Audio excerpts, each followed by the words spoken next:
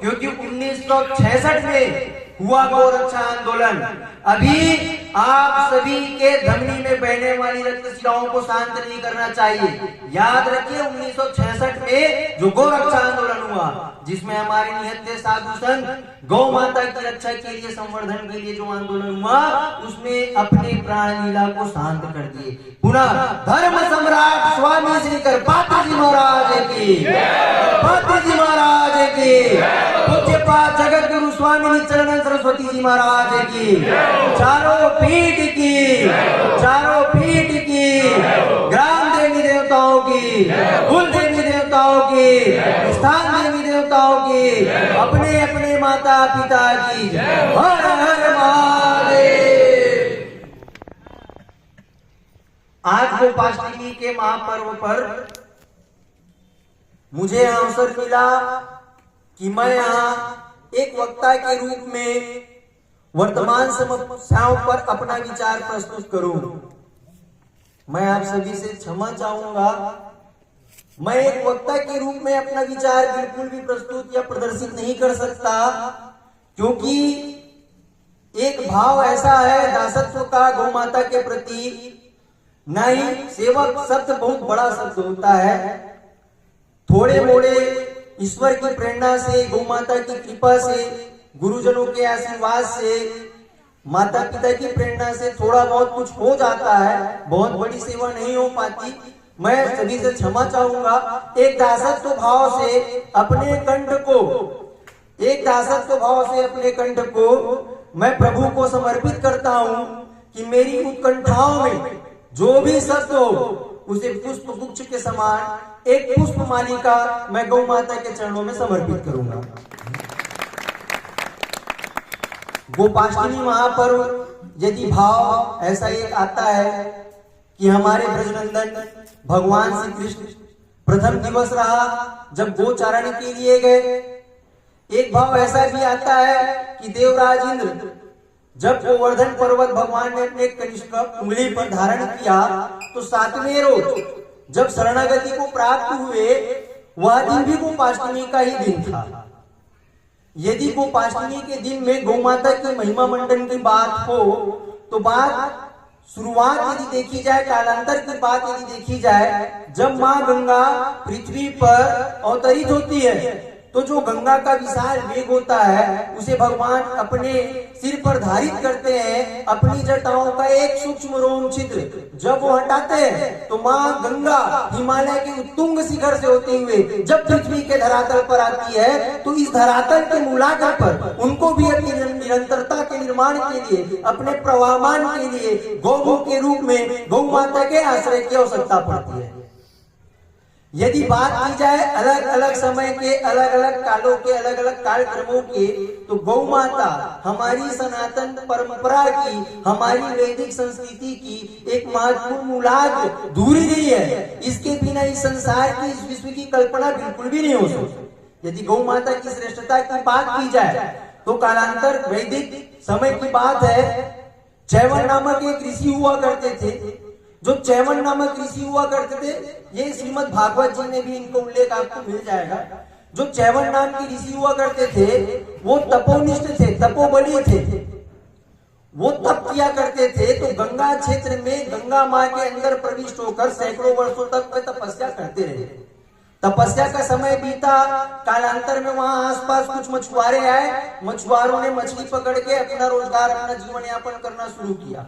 एक रोज ऐसा आया जब उन्होंने जाल डाला, तो जब उन्होंने जाल डाला, तो जो चैवन ऋषि नीचे तपस्यारत थे, वो जाल में फंस गए।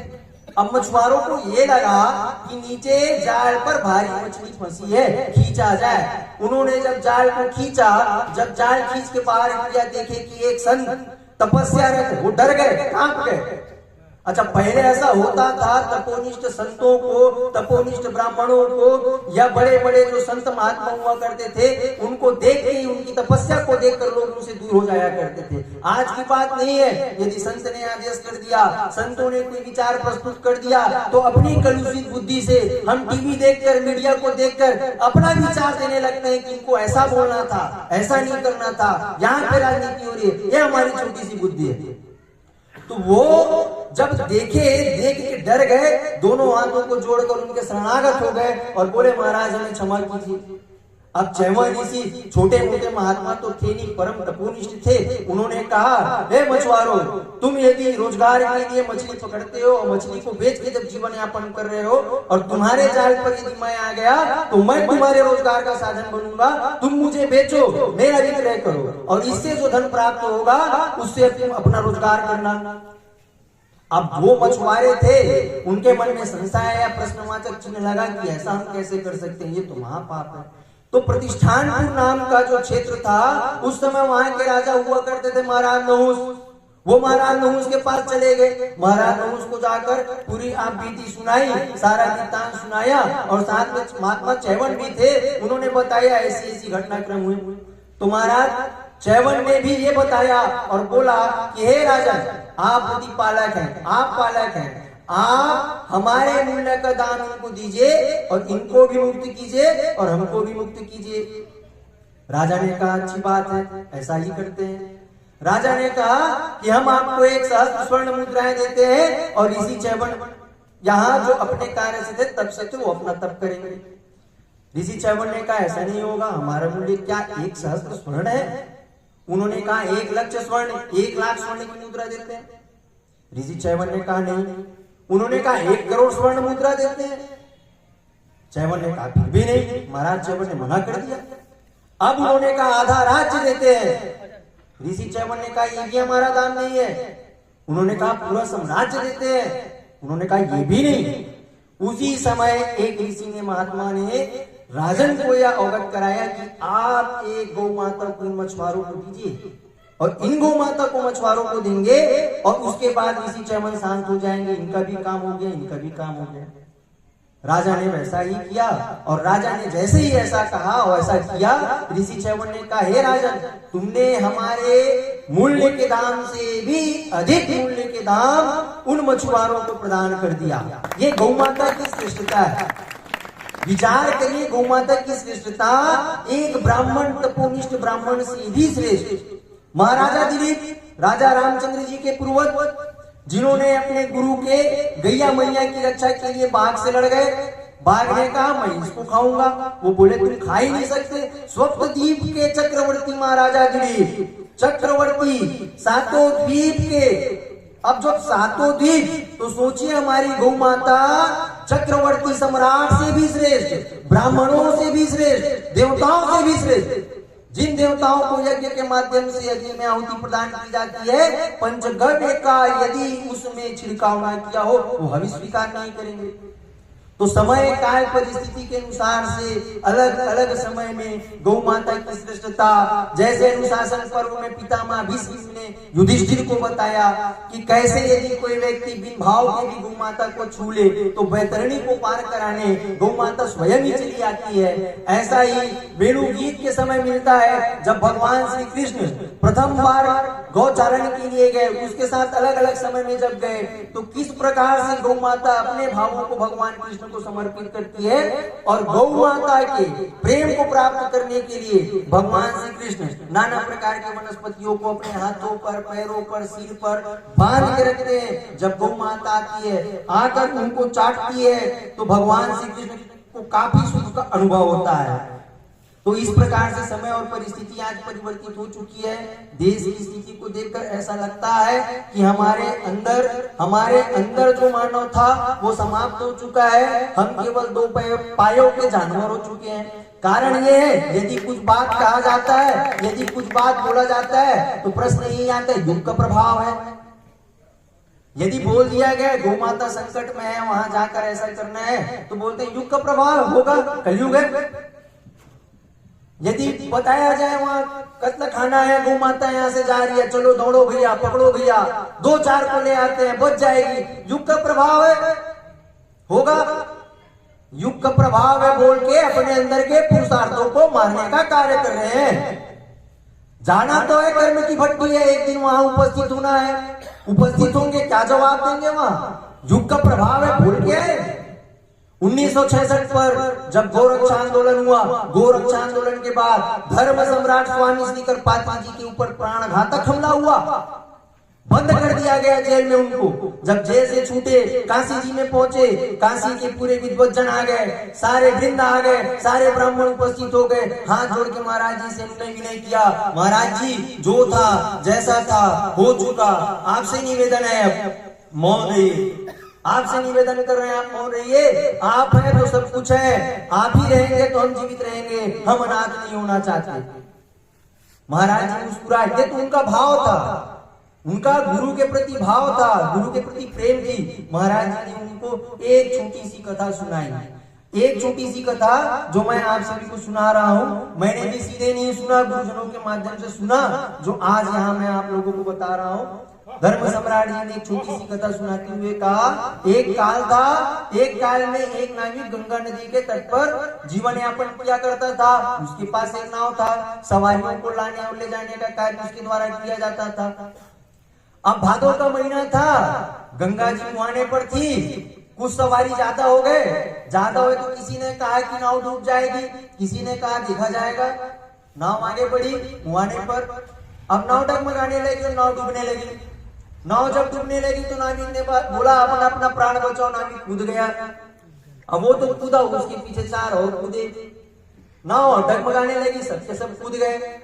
अच्छा, सबकी प्राण लीला वहीं पे समाप्त हो गई। अब सबकी प्राण लीला समाप्त होने के बाद जब ऊपर गए, धर्मराज के सामने खड़े हुए, धर्मराज ने कहा कि जिनका जिनका प्राण गंगा जी में हुआ है सब जाएंगे स्वर्ग। सब खुश हो गए, मरे तो मरे, गंगा जी में मरे, स्वर्ग की प्राप्ति होगी। नाविक भी खुश मुस्कुरा रहा है, मैं भी गंगा जी जाऊंगा, मैं भी स्वर्ग जाऊंगा। अब लेकिन हुआ ये, धर्मराज ने कहा, ए नाविक तुम नहीं जाओगे, तुमको नर्क जाना पड़ेगा। अब नाविक ने वहां अनशन कर दिया, बोला ऐसे कैसे, नीचे तो हो रहा है ऊपर भी है, मेरे कारण इतने लोग मरे, मैंने गंगा जी में डुबकी लगाई, मैं मरा तो सब मरे, हम कैसे नर्क चले जाए, हमको स्वर्ग जाना है। तो धर्मराज ने कहा बिल्कुल, ये विधाता ने तय किया था कि इनकी मृत्यु ऐसी होगी, ये विधाता ने ऐसी परिस्थिति पैदा की थी कि ऐसा होना है, परंतु तुमको प्राणपण से अंतिम तक के प्रयास करना था कि नाव में उपस्थित एक एक सवारी जीवित रहे, तुमको कूदना नहीं। अब तुमने अपने उत्तरदायित्व और कर्तव्यों को छोड़कर भागना पसंद किया, और वैसा ही आज हम कर रहे हैं, युग के प्रभाव को बोलकर। तो वहां कर्म की भट्टी में जब चलेंगे, वहां क्या बोलना है, विरोध करते रहना चाहिए, चाहे परिस्थिति कुछ भी हो। अरे किससे मांगेंगे जी, इनसे मांगेंगे जो खुद घूम घूम के मांग रहे हैं। मांगना भी है तो उनसे मांगना है जो जगत के प्रति पालक है। रोना है तो उनके सामने रोना है, और जो देंगे, जो अच्छा करेंगे वो करेंगे, उनके सामने नहीं मांगेंगे जो गली गली घूम के मांग रहे हैं। और वर्तमान परिस्थिति में, क्षेत्रीय परिस्थिति में जाना चाहूंगा, हमारे कंवरदा क्षेत्र में प्रति वर्ष सैकड़ों गायों को ले जाया जाता है कत्तखाना। यहाँ सारे बंधु उपस्थित हैं, और सभी बंधुओं को जो गौ सेवा से जुड़े हुए हैं जानते हैं कि यहाँ से सैकड़ों गायों को ले जाया जा रहा है।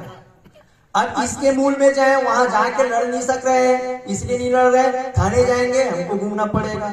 दूसरी बात यह आती है, रोका कैसे जाए, तो रोकने का केवल एकमात्र उपाय गोचर भूमि का मुक्त होना। हमारे क्षेत्र में गोचर भूमि की काफी कमी है। मैं सभी से निवेदन करना चाहूंगा, यहाँ सभी आपस में मिलकर बात करके, सभी सेठ हैं जिनके जिनके गांवों में गोचर भूमि यदि कब्जा कर लिया गया है, तो आप नाविक की तरह भगिए मत, आप अपने दायित्व का पालन करिए, गोचर भूमि मुक्त कराने में सहयोग करिए। गोचर भूमि मुक्त होना बहुत जरूरी है। यदि गोचर भूमि मुक्त नहीं होगी तो गैया मैया तो यहाँ से जाते रहेगी, आप देखते रहिएगा, और जब अंतिम समय आएगा तो वही होगा, चांदी के गौ माता का पूंछ पकड़ेंगे बस। तो यदि विश्व को बचाना है, संस्कृति को बचाना है, सत्य सनातन वैदिक धर्म को बचाना है, तो गौ माता का होना अत्यंत आवश्यक है। धर्म की, अधर्म का, प्राणियों में, विश्व का, गौ माता की, गौ हत्या, भारत धर्म सम्राट पूज्यपाद स्वामी श्री करपात्री जी महाराज की, स्वामी श्री करपात्री जी महाराज की, जगत गुरु शंकराचार्य स्वामी श्री नित्यानंद सरस्वती जी महाराज की। हर हर महादेव।